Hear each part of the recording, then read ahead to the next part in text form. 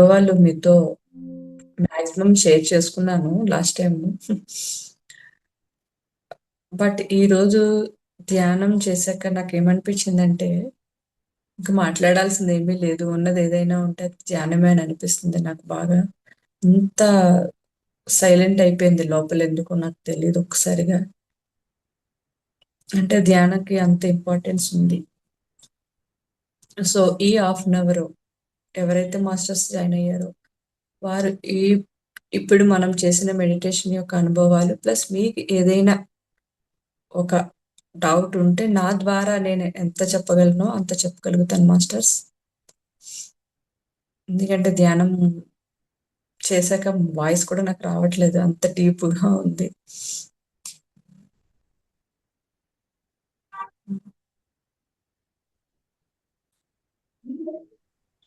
నమస్తే మేడం. చాలా అద్భుతంగా అనిపించింది meditation. Thank you very much. అలాగే మేడం మీరు ఏదైతే దేవరహస్యాలు బుక్ మాకు చెప్పడం జరిగిందో, దాని గురించి వివరించడం జరిగిందో, ఆ పుస్తకాన్ని తీసుకోవడము, మేము దాన్ని చదవడము అది ఎంత అద్భుతంగా ఉందంటే అసలు ఆ ఎక్స్‌పీరియన్సు ప్రతి ఒక్క పాయింట్ చదువుతూ ఉంటే ఎప్పుడూ ఒక డౌట్ ఉండేదనమాట. మాకు అంటే అనుభవాలు ముందే అయిపోయినాయో తెలీదు. లేకపోతే మాకు రాలేదో తెలీదు.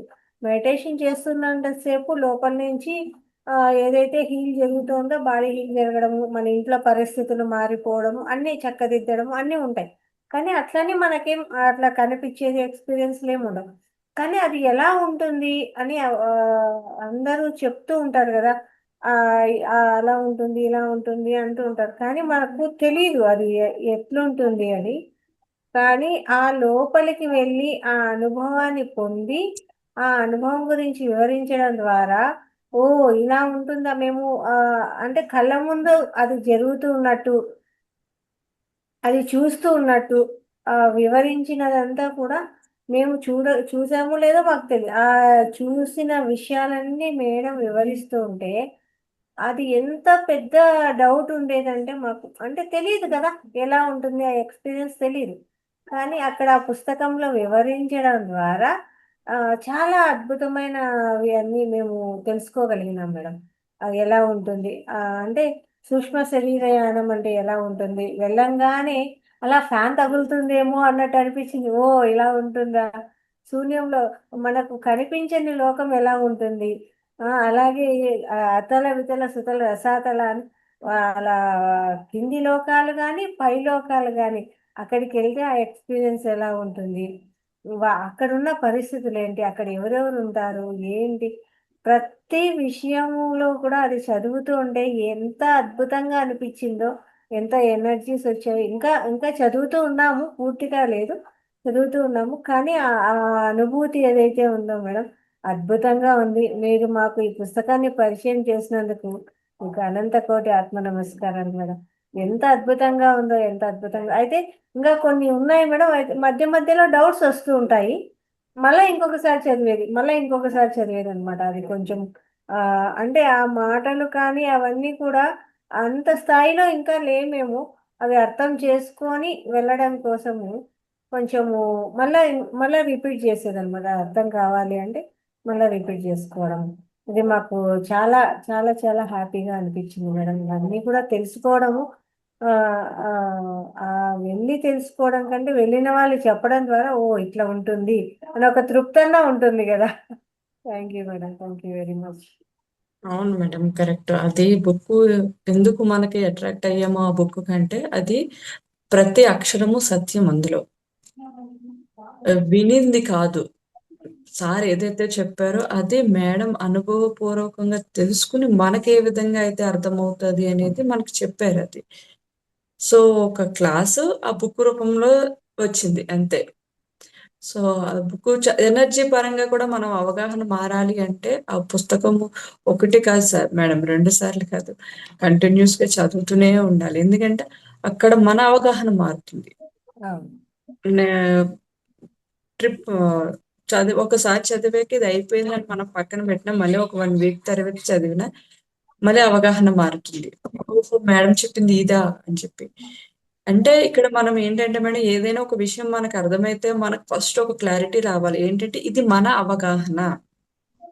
ఎందుకంటే సత్యం తెలుసుకునేంత స్థాయికి ఇంకా మనం ఎదగలేదు. ఆ ప్రయాణంలో ఉన్నాము. సార్ ఏది చెప్పినా, ఏది మాట్లాడినా 64 కోణాలు ఆలోచిస్తాను నేను అని చెప్తారంట పత్రి సార్. మనకు ఒక కోణం కూడా సరిగ్గా తెలీదు. అలాంటప్పుడు ఒక అవగాహనకి రావడం తప్పు. సో, అందువల్ల మనం ఏది మాట్లాడినా ఫస్ట్ ఏదైనా వాక్ వాక్ మీద ఆధారపడి ఉంటది ఏదైనా సరే. మనం మాట్లాడేటప్పుడు ఇది నా అవగాహన. ఇదే కరెక్ట్ అని కాదు. ఇది నా అవగాహన మేరకు చెప్తున్నాను అని చెప్పి ముందు మన మాట మీద మనకి ఒక పట్టు రావాలి. మాట్లాడేస్తున్నాం కదా! నోరు ఉంది కదా! అంటే అది చాలా చాలా ఎఫెక్ట్ పడతది.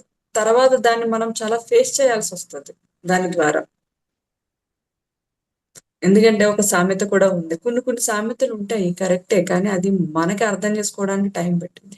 నోరు మంచిదైతే ఊరు మంచిదవుతది అంటారు. అంటే ఏంటంటే మనం మాట్లాడే మాటను బట్టి మనల్ని పలకరించాలా, మనతో ఆ స్నేహాన్ని కొనసాగించాలా లేదా అనేది ఎదుటి వ్యక్తికి అర్థమవుతుంది. సో, అలాంటి వాక్కు మనకు ఉన్నప్పుడు మనం ఎంత సాధన చేయాలి? ఈ వాక్కుని మనం సంపాదించుకోవాలంటే. పత్రి సారు ఒకసారి వరలక్ష్మి మేడంకి చెప్పారు. మేడం రామదాస్ కీర్తన ఉంది కదా! 'పలుకే బంగారమాయె' ఒకసారి పాడండి అని అన్నారంట సార్. మేడం ఆ పాట పాడాక, ఎందుకు సార్ ఇప్పుడు నా చేత ఈ పాట పాడిస్తున్నారు? ఎందుకంటే మేడం అంతా టెలిపతి. మేడం ఏదైతే టెలిపతి ద్వారా తెలుసుకున్నారో, మాకేది అవసరమో అవన్నీ కూడా మాతో షేర్ చేసుకునేవారు.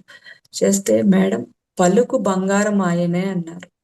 అంటే బంగారాన్ని మనం ఎంత జాగ్రత్తగా చూసుకుని భద్రంగా దాచుకుంటామో, మన పలుకు కూడా అలా ఉండాలి. పలుకు బంగారం అవుతేనే మనం బంగారం అవుతాము అని చెప్పారంట. సో, అందువల్ల అసలు మాట్లాడే ముందు ఏం మాట్లాడుతున్నాం అనేది మనం తెలుసుకోగలగాలి. మన మాట మనం కూడా వినగలగాలి ఫస్ట్. మాట్లాడేస్తున్నాము. ఉన్నది, తెలిసింది, తెలియనిది, అనుకున్నది, అనుకోలేనిది ఎంతసేపు మాట్లాడతాము. నాకు సారు సబ్జెక్ట్‌లు విని, కాన్సెప్ట్‌లు కూడా విని ఒక డౌటొచ్చింది. అరే! ఇంత బుక్ అంతా చదివి, ఇంత కాన్సెప్ట్‌ని ఒక్క పదంలో ఎలా చెప్పగలుగుతున్నారు పత్రి సార్ అసలు? అది మన డెప్త్‌కి వెళ్తా ఉంటే చాలా అర్థం ఉంటది. సార్ ఒక్క విషయం చెప్పిన దాంట్లో. ఆ డెప్త్ మనకి అర్థం అవ్వాలి అంటే సాధనే మనకి ఇంపార్టెంట్. ఆ పలుకు అనేది కూడా ఎట్లా మనకి మన పలుకు మీద మనకి గ్రిప్ రావాలి అంటే మౌనం. ఎప్పుడైతే మనం మౌనంగా ఉంటామో, మన యొక్క పలుకు ఎంతవరకు మాట్లాడాలనేది ఏది ఒకటే అండి. ఫస్ట్ ఏది మనకు ఒక రోజులో రాదు, 2 రోజుల్లో రాదు. సాధన సంవత్సరాల కొద్దీ సాధన చేయాల్సొస్తది. ఫస్ట్ మనం నేర్చుకోవాల్సినవి ఏంటంటే రెండే 2. ఒకటి ధ్యానంలో ఎక్కువ సేపు కూర్చోగలగడం. 2 మన వాక్కు మీద మనకి పట్టు. మనం మాట్లాడాలి అని అనిపించినప్పుడే మనం మాట్లాడగలగాలి. లేదు ఈ క్షణం నేను మాట్లాడకూడదని మనకు తెలిసినప్పుడు మనం ఆగిపోగలగాలి. అలానే ఎక్కడ అవసరము, ఎక్కడ అవసరం లేదు అనేది కూడా మనం తెలుసుకోగలగాలి. కానీ ఇవన్నీ ఏమీ తెలీదు నాకైతే. సో, తెలుసుకున్నాను నేను. ఎందుకు ప్రతి దానికి అనవసరమైన ఎందుకు ఒక 10 నిమిషాలు మాట్లాడాల్సిన చోట గంట మాట్లాడాను నేను అనే బాధ చాలా పడ్డాను ఒకసారి నేను. అప్పటికింకా నేను ధ్యానంలోకి కూడా రాలేదు. కానీ ఎప్పుడైతే ధ్యానంలోకొచ్చానో నాకర్థమవుతుంది. ఎందుకు అనవసరమైన మాటలు మాట్లాడుతున్నాను అనే ఫీలింగొచ్చింది. ఎందుకంటే ఎవరితో అయినా ఎక్కువ సేపు మాట్లాడితే నేను వీక్ అయిపోయేదాన్ని. ఏదైతే మనం మాట్లాడుతున్నామో, ఆ ఎనర్జీ ఏదైతే మనం ధ్యానం ద్వారా సంపాదించుకున్న ఎనర్జీ ఏదైతే ఉందో, అది మాట్లాడడం ద్వారా మనం వేస్ట్ చేస్తున్నాము. అది నేను తెలుసుకున్నాను. చూపు ద్వారా వేస్ట్ చేస్తున్నాము, వినడం ద్వారా వేస్ట్ చేస్తున్నాము, మాట్లాడడం ద్వారా కూడా వేస్ట్ చేస్తున్నాము మనం ఆ ఎనర్జీని. నాకొక డౌటొచ్చింది. నేను మేడంని అడిగా. ఎక్కువ నాకు డౌట్స్ ఏమన్నా వస్తే వరలక్ష్మి మేడంని అడుగుతా. మేడం ఎందుకు ఇంత ధ్యానం చేస్తున్నాను, ఇంత నాలెడ్జ్ ఉంది. ఎందుకు సడన్‌గా హెల్త్ బాగుండకపోతే వీక్ అయిపోతున్నాను నేను. అసలు మాట్లాడడానికి కూడా ఎందుకు ఓపిక రావట్లేదు. ఈ చేస్తున్న ధ్యానం ఏమైపోయింది? ఈ తింటున్న ఫుడ్ అంతా ఏమైపోయింది? అన్న ఒక డౌట్ వచ్చింది నాకు. వెంటనే మేడం ఏం చెప్పారంటే, ఎప్పుడైతే మనం ధ్యానం చేస్తున్నామో, ఏదైతే సరికాని ఆలోచనలు ఉంటాయో, ఏవైతే సరికాని భావనలు ఉంటాయో, ఈ ఎనర్జీ అవి తీసేసుకుంటుందంట. సరికాని ఆలోచనలొస్తున్నాయి. ధ్యానంలో కూర్చునని అనుకుంటున్నాం కానీ, మనం ధ్యానం ద్వారా సంపాదించుంటున్న ఈ ఎనర్జీని ఈ ఆలోచనలు తీసేసుకుంటున్నాయి. ఈ భావాలు రిసీవ్ చేసేసుకుంటున్నాయంట. ఏదైతే సరికానిది మాట్లాడుతున్నామో అటు వెళ్ళిపోతుంది. అంటే మనం సంపాదిస్తున్నాము కానీ, అనవసరంగా ఖర్చు పెట్టేస్తున్నాం అనేది అర్థం. నిజమే కదా! ఎందుకంటే ఇంత హెల్త్ ప్రాబ్లమ్ వస్తుంటే ఎందుకు ఒక్కసారిగా మనం వీక్ అయిపోతున్నాం? ఏమైపోతుంది ఎనర్జీ అంతా? రోజు చూస్తే నేను 2 గంటలు ధ్యానం చేశాను. 3 గంటలు మరి ఏది హెల్త్ ప్రాబ్లమ్ వచ్చినప్పుడు ఆ ఆత్మశక్తి మనలో ఏది? అట్లానే నాకు కొంతమంది 70 ఇయర్స్, 80 ఇయర్స్ మన మెడిటేటర్స్‌లోనే కొంతమందిని చూసి ఇవన్నీ నేను క్యాజువల్‌గా మాట్లాడుతున్నాను. క్లాస్‌లా కాకుండా ఇవాళ ఎందుకు వాక్ గురించి వచ్చింది నాకు. 70 ఇయర్స్ మాస్టర్స్‌ని చూసాను నేను. వాళ్ళు చాలా ఎనర్జిటిక్‌గా వర్క్ చేయడం చూసాను. మార్నింగ్ నుంచి ఈవినింగ్ వరకు అస్సలు అలసిపోవడం చూడలేదు నేను వాళ్ళని. తర్వాత కొంతమంది మాస్టర్స్‌ని చూసాను. వాళ్ళు 40 ఇయర్స్, 35 ఇయర్స్ ఉంటారు వాళ్ళు. వాళ్ళు అలసిపోవడం చూసాను నేను. నాకొక డౌట్ వచ్చింది. ఏజ్ పరంగా చూస్తే వీళ్ళు ఎనర్జిటిక్‌గా ఉండాలి. 35, 40 వాళ్ళు. వీళ్ళు శరీరంలో తగ్గాలి ఈ అలసట. కానీ ఎలా వచ్చింది? ఇంత ఎనర్జీ 70 ఇయర్స్ వాళ్ళకి ఎలా వచ్చింది? 35 ఇయర్స్, 40 ఇయర్స్ వాళ్ళు ఎందుకు ఇంత వీక్ అయిపోయి మేము చేయలేము పని అని ఆగిపోతున్నారని డౌట్ వచ్చి నేను మేడంని అడిగితే, మేడం ఏం చెప్పారంటే నాకు, ఎప్పుడైతే సరికాని ఆలోచనలన్నీ ఉంటాయో మన ఆత్మశక్తిని కూడా లాగేసుకుంటాయంట. సో, అప్పుడు మనం ఫిజికల్‌గా వర్క్ చేయలేమంట. ఎప్పుడైతే ప్యూరిటీగా ఉంటామో, ఒక ప్యూరిటీ భావనతో మనందరం ఒకటే. అంతా మనలోనే ఉంది. అంటే అది మనకు అనుభవం తెలియకపోయినా జస్ట్ ఒక ఆలోచన. మనమందరం ఒకటే. అందరూ బావుండాలి. అంతే. అన్న ప్యూరిటీతో ఎప్పుడైతే ఉంటామో ఆటోమేటిక్‌గా ఎనర్జీ గెయిన్ అయిపోతుందంట. అట్లానే మనం ప్రత్యేకంగా మెడిటేషన్ చేసే ఆ ఎనర్జీని సంపాదించుకోవాల్సిన అవసరం లేదు. ఎప్పుడైతే ఒక పాజిటివ్‌గా ఉంటూ అందరి మీద ప్రతీదీ ఒక ప్రేమపూర్వకమైన భావనతో చేస్తామో ఆటోమేటిక్‌గా మన శరీరంలో ఈ జీవశక్తి కణాలు, ప్రాణశక్తి కణాలు ఆటోమేటిక్‌గా డెవలప్ అయిపోతాయి. అది మనం ప్రత్యేకంగా ఏం చేయాల్సిన అవసరం కూడా లేదు. ఎందుకంటే ఇదే మనకి లోపలే ఎనర్జీని ఇస్తున్నాయన్నమాట.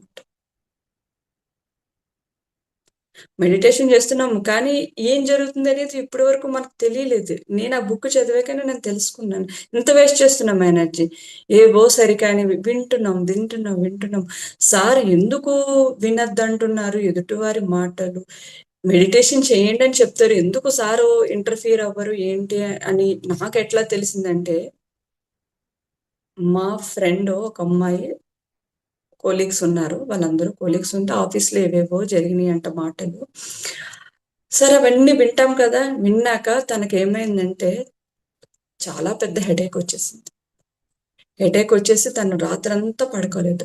అప్పుడు సార్ తనకి ఇచ్చిన మెసేజ్ ఏంటంటే, ఇప్పుడైతే ఇట్లా ఎదుటివారివి వారి బాధలు, వారివన్నీ వింటామో, మనకి తెలియకుండానే మనం అందులో ఇన్వాల్వ్‌మెంట్ అయిపోతాము. ఆ ఇన్వాల్వ్‌మెంట్ అవ్వడం వల్ల ఏమవుతదంటే మనలో ఉన్న ఎనర్జీని తగ్గి, వాళ్ళు ఏదైతే రిలీజ్ చేసేస్తున్నారో వాళ్ళ కష్టాలన్నీ చెప్పి మనకి రిలీజ్ చేసేస్తున్నారు. కానీ ఆ రిలీజ్‌ని ఏం చేస్తున్నామంటే మనం రిసీవ్ చేసుకుంటున్నాం. ఎంత పొరపాటు జరిగిందండి తెలియకుండా. అంటే వినొద్దా మేడం అనే ఒక డౌట్ ఉండొచ్చు. ఎందుకంటే నాకు సేమ్ డౌట్ వచ్చింది.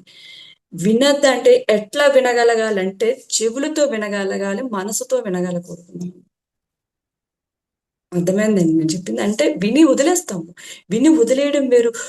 అబ్జర్వ్ చేయండి. అయ్యో! వాళ్ళింత పడ్డారా? వీళ్ళింత ఫేస్ చేసారా? అని మనలో మనం మననం చేసుకుంటూ ఉంటే, అది మనం ఆటోమేటిక్‌గా వారి యొక్క కర్మ ఏదైతే ఫేస్ చేయాలో అది మనం రిసీవ్ చేసుకుంటున్నాము.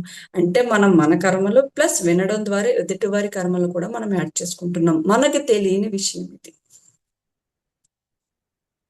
అందుకే ఎవరైనా ఏదైనా చెప్తున్నప్పుడు ఎంతవరకు వినాలి అనేది కూడా మనం తెలుసుకోగలగాలి.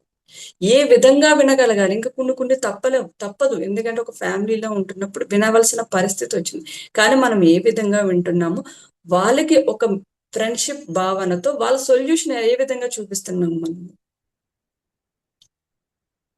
సొల్యూషన్ ఎట్లా చూపించాలంటే ధ్యానం వైపు తీసుకెళ్ళాలి వాళ్ళని.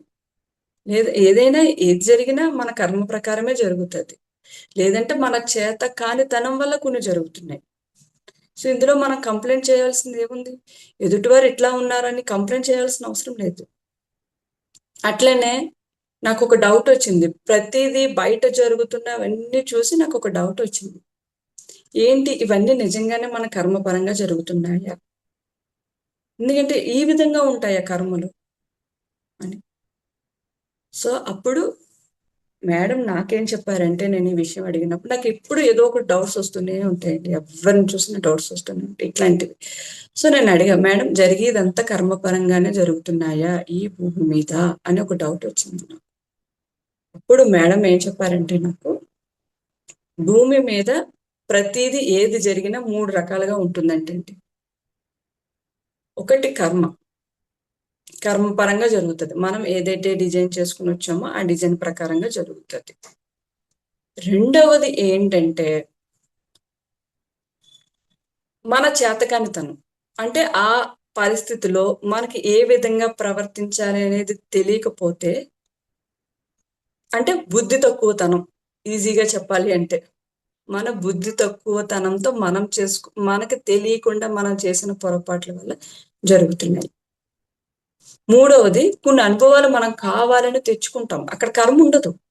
కానీ దీని ద్వారా మనం ఏదో ఒకటి నేర్చుకోవాలి అనే ఒక ఇంట్రెస్ట్ ఉంటది మనకి.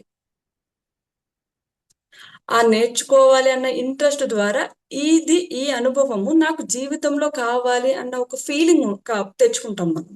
సో, దాని ద్వారా అవి మనం క్రియేట్ చేసుకున్నామనమాట.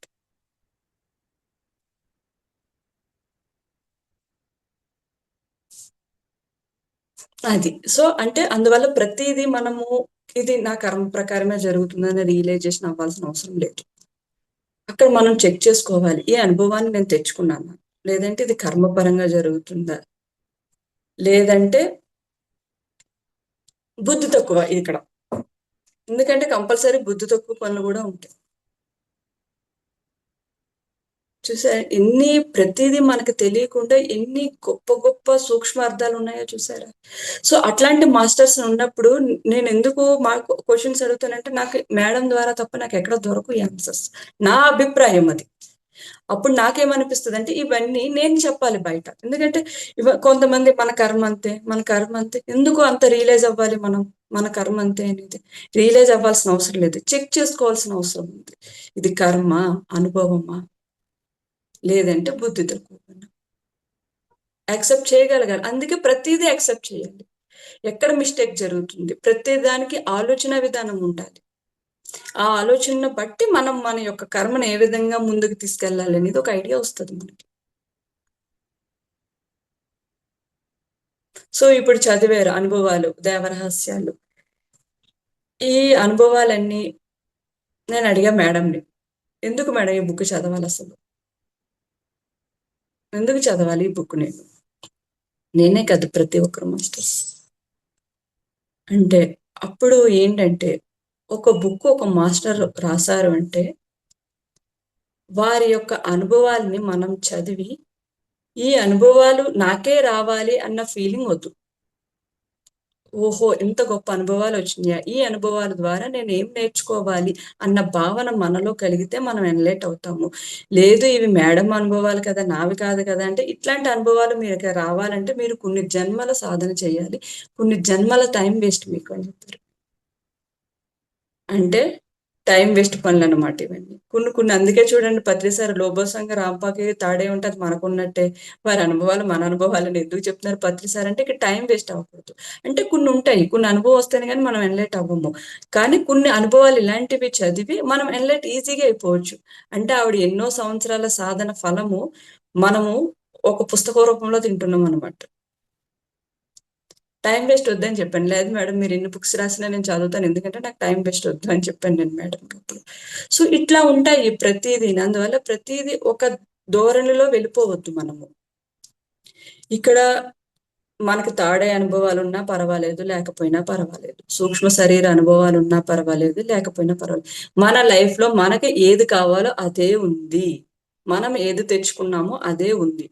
సో, ఇక్కడ మనం ఏం చేస్తున్నామంటే కంపారిజన్ చేసుకొని వాళ్ళకిలా నాకెందుకు లేదు, వాళ్ళకిలా నేనెందుకు చేయలేకపోతున్నాను అని దీని వల్లే మనకి బాధ. ఇప్పుడు మన అవగాహన ఎంతుందో మనకంతే వస్తది. అదే చెప్తున్నాము. అదే మాట్లాడుతున్నాము. నిజం చెప్పాలంటే మీరందరూ కూర్చొని ఒక హాఫ్ అన్ అవర్ వినగలుగుతున్నారు. నేనైతే వినలేను. అది మీ గ్రేట్. అట్లా ఒక్కొక్కరిలో ఒక్కొక్క క్వాలిటీ ఉంటుంది.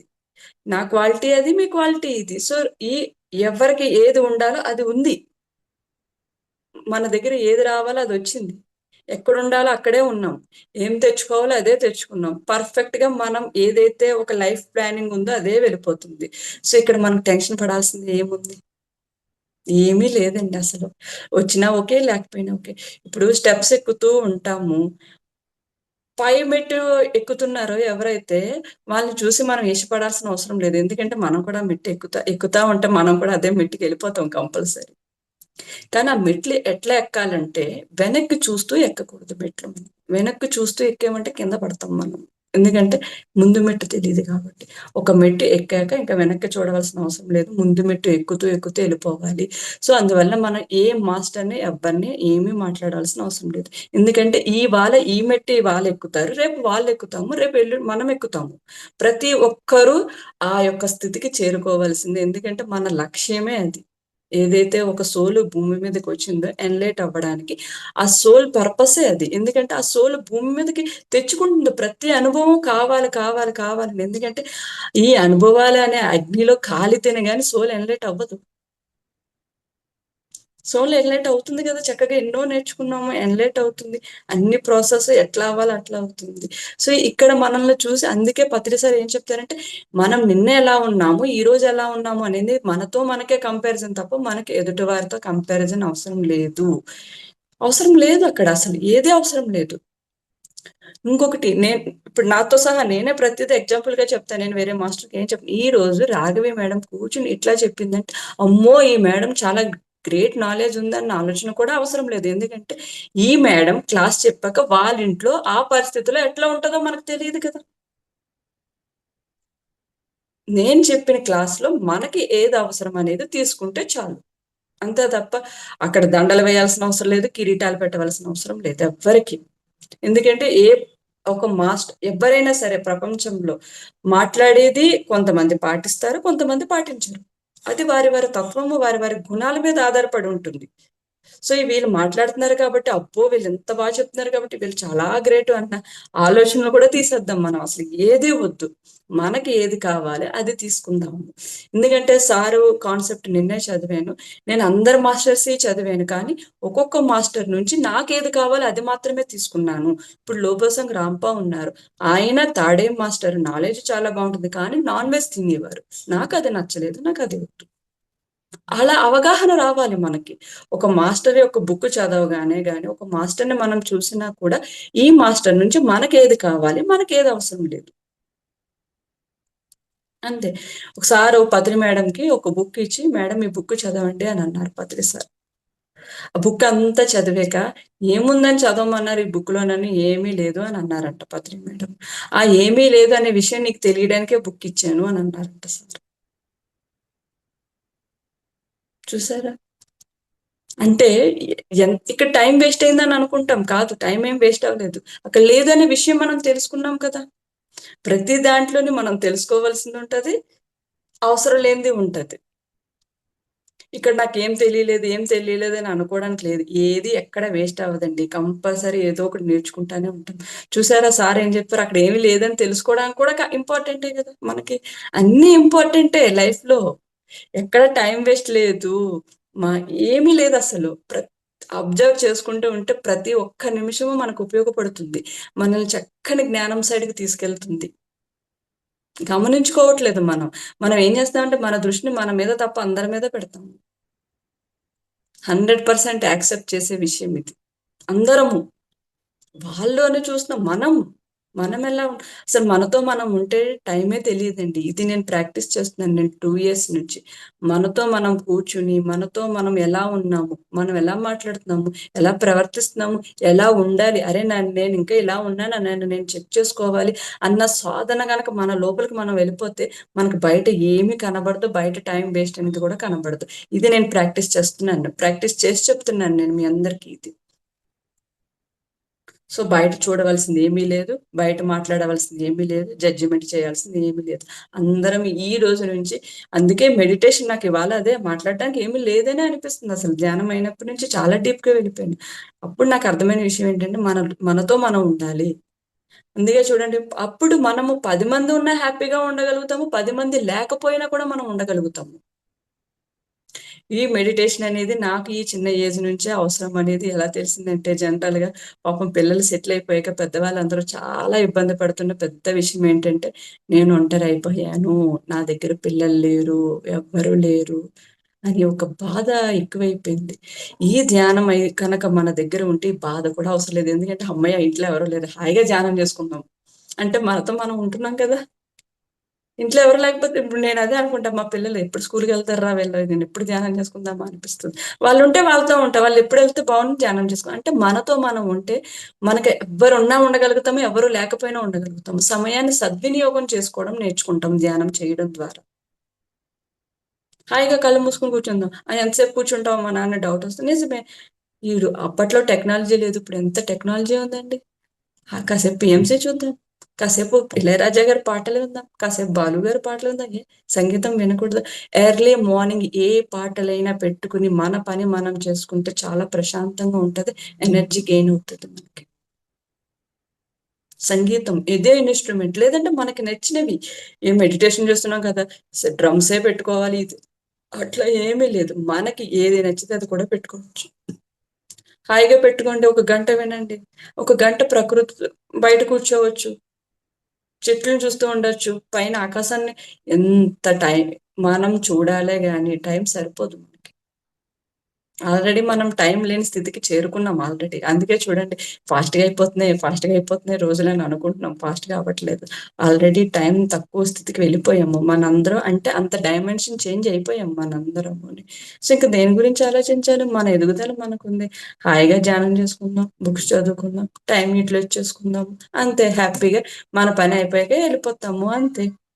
ఇంత హ్యాపీ లైఫ్‌ని తీసుకెళ్ళి, కష్టాల కడలి అనే ఒక పేరు పెట్టేసాం దానికి. జీవితాన్ని తీసుకెళ్ళి. మన కడుపున పుట్టారు. మన మాట వినట్లేదు. ఎందుకు వినాలి? ఆ క్వెషన్ ఎందుకేసుకోలేదు? సార్ ఎప్పుడో క్వెషన్ ఏసుకోమంటారు. ఎందుకు చేస్తున్నారు ఇలా అని ఒక క్వెషన్ ఏసుకుంటారు కదా మీరు. ఎందుకు చెయ్యకూడదు అనే క్వెషన్ కూడా ఎందుకేసుకోవట్లేదు మీరు? వై? Why not? వినట్లేదు. అసలెందుకు వినాలి? ఏదైనా మన బాధ్యతండి. ఏదైనా బాధ్యత. ఎంతవరకు మన బాధ్యతనేది మనం తెలుసుకోవాలి. మనం ఆ బాధ్యతలో ఇరుక్కుపోతున్నామా? లేదంటే మన బాధ్యతను మనం చేయగలుగుతున్నామా? అనేది కూడా మనకు ఎరుక ఉండాలి. బాధ్యతలో ఇరుక్కోవద్దు. మన పని మనం చేసుకోవాలి. ఏదైనా మనం ఎంతవరకు చెప్పాలో అంతవరకే చెప్పాలి. తర్వాత ఏదైనా వాళ్ళ అనుభవాలు, వాళ్ళ కర్మానుసారంగానే వెళ్తారు. ఎవ్వరైనా సరే. అది మన పిల్లలు గాని, మన రిలేటివ్స్ గాని, మనం గాని. సో, అందువల్ల ఇప్పటి నుంచి మనతో మనం ఉందాం. హ్యాపీగా ధ్యానం చేసుకుందాం. ఉన్నన్నాళ్ళు ఉందాము. అన్నిటికి బాయ్ చెప్పేసి ఎళ్ళిపోతాము. అంతే. Thank you masters. Thank you. ఈ అవకాశాన్ని ఇచ్చినందుకు. Thank you so much. చాలా అద్భుతంగా వివరించారు మేడం. Thank you. మాట మీద ఎరుక ఎలా ఉండాలి ఏంటి అనేది కూడా. మేడం గారు 41 రోజులు 22 అవర్స్ మెడిటేషన్ చేశారు అనేవారు. నాకైతే హ్మ్. అనిపించింది ఎప్పుడు ఆహారం తీసుకుంటారు? ఎప్పుడు వాళ్ళు వాళ్ళ పనులు చేసుకుంటారు? 22 అవర్స్ ఖచ్చితంగా మేడం గారు ధ్యానం హ్మ్. చేయడం వల్ల తను మొత్తం అంత ఎనర్జీతో తనకున్న సమస్యలన్నీ పోగొట్టుకునేసి చక్కగా ఇంకా నెక్స్ట్ లైఫ్ స్టార్ట్ అయిపోయింది జర్నీ అంతా కూడా. అంతసేపు అనేసరికి బాబోయ్ అనిపించింది నాకైతే అది. అది ప్రతిరోజు 22 గంటలు మెడిటేషన్. నైట్ అంతా ధ్యానంలోనే ఉండేవారు. మార్నింగ్ ఒక 2 అవర్స్ పనుల వల్ల. ఓహ్! ఎంత అద్భుతం గదా అసలు. అది అలా చేయగలిగితే ప్రతి ఒక్కరు కూడా నిజంగా అలాంటి అనుభూతులు పొందగలుగుతారేమో అనిపించింది. అంటే అంత కఠిన అంత ధ్యానం చేయడం వల్ల యాక్చువల్లీ మేడం నాన్ వెజ్ తీసుకునేవారు. ఎప్పుడైతే ఒక మనిషి నాన్ వెజ్ తీసుకుంటారో 14 ఇయర్స్ పడుతుంది బాడీ క్లియర్ అవడానికి ఆ బ్లడ్. కానీ ఆ మేడం అట్లా ధ్యానం చేయడం వల్ల 9 ఇయర్స్ లో క్లియర్ అయిపోయింది. ఒక మాస్టర్ వచ్చి చెప్పారు, నీ బ్లడ్ ఏదైతే ఉందో అది ప్యూర్ అయిపోయింది అని చెప్పి. 9 ఇయర్స్ అంత సాధన చేయడం వల్ల. అద్భుతం మేడం. నిజంగా మీరు ఆ రకంగా నాకు పరిచయం అవ్వడము, ఆ పుస్తకాన్ని పరిచయం చేయడం కూడా చాలా గొప్పగా ఫీల్ అవుతున్నాను. అంటే అది రావడము, చదవడము అనేది కూడా గొప్ప విషయం నాకైతే. చదువుతూ ఉన్నాను నేను ఇంకా. ఒక్కొక్క రోజు అర్థం చేసుకొని కొన్ని విషయాలు అర్థం చేసుకొని అది మనము దాంట్లోకి వెళ్ళి అనిపించేది బాగా ఉంటుంది అక్కడ. అది ఆ అనుభూతులన్నీ అంతే కూడా మేడం, మనం పొందవలసింది పొందుతాం మేడం. లేట్ అవుతుందేమో తప్ప పొందుతాం కంపల్సరీ. చాలా బుక్ బాగుంది. మన దగ్గరికి రావాలి, మనందరి దగ్గరికి వచ్చింది. Um. Thank you madam, thank you very much. మీరు కూడా మాస్టర్స్ ఇంకా ఎవరైనా కానీ తెప్పించుకోకుంటే మేడం దగ్గర నుంచి ఆ పుస్తకాన్ని ప్రతి ఒక్కరూ చదవాల్సిన బుక్. అందరూ కూడా తెప్పించుకోండి. చాలా అద్భుతమైన బుక్ అండి దేవరహస్యాలు. చాలా అంటే చాలా బాగుంది. ప్రతి ఒక్కరూ కూడా ఇది ఖచ్చితంగా చదివి తీరాల్సిన పుస్తకం అండి. అందరూ కూడా చక్కగా తెప్పించుకోండి మేడం దగ్గర నుంచి. Thank you very much madam. అద్భుతమైన సెషన్. చాలా అంటే చాలా డౌట్స్ కూడా క్లియర్ అయిపోయాయి. పిల్లల పట్ల ఎలా ఉండాలి అనేది కూడా ఆ డౌట్ కూడా ఉంటుందన్నమాట. మీరు వినడం లేదు, అది కూడా క్లియర్ అయిపోయింది. మీరు వచ్చినాక నాకు చాలా అంటే చాలా డౌట్స్ కూడా క్లియర్ అయిపోతున్నాయి. అలాగే ఏదో చెప్పాను కదా నేను, నాలో ఒకరు ఎవరో వస్తారు ఏదో చేస్తారు అనేది కాదు, మీరు ముందుకు పడండి అన్నట్టు మేము ముందుకు పడడం జరిగింది. ధ్యాన మహాయజ్ఞం గురించి మీరు చెప్పిన మాటలే నాకు ఇన్స్పైర్ అయ్యాయి. సార్తో మాట్లాడము అది కూడా యాక్టివ్గా జరిగిపోయింది. అయితే ఏంటంటే ఈ 3 రోజులు ఉండేది వర్షాల కారణంగా నెక్స్ట్ మంత్కి పోస్ట్ పోన్ అయింది అంతే తప్ప అది ఖచ్చితంగా ముందు అద్భుతంగా జరుగుతుంది అని ఆశిస్తున్నాం అన్నమాట. థ్యాంక్ యూ వెరీ అవును మేడం, సార్ అదే నేను చెప్పారు నాకు. చూస్తే టైం వేస్ట్ చేసుకుంటూ పో, ఎవరు రావాలో వాళ్ళు వచ్చి హెల్ప్ చేస్తారు ఆ టైంకి. లేదంటే మనకి ఆ ఎనర్జీ వస్తుంది, చేయగలిగే ఎనర్జీ. చూసి ఇక్కడ టైం వేస్ట్ చేస్తున్నాం. డిపెండెన్సీ ఎక్కువైపోయి, డిపెండెన్సీ లేదు, ఏం లేదు. చెయ్యాలి అని ఒక్క అడుగు మనం వేస్తే వెనకాల 99 వేపిస్తారు మన చేత. అంతే. నేనే అంతే మేడం, చేసుకుంటే వెళ్ళిపోతే ఏదైనా అంతే. అది నాకు బాగా అనిపించింది madam. Thank you. Thank you.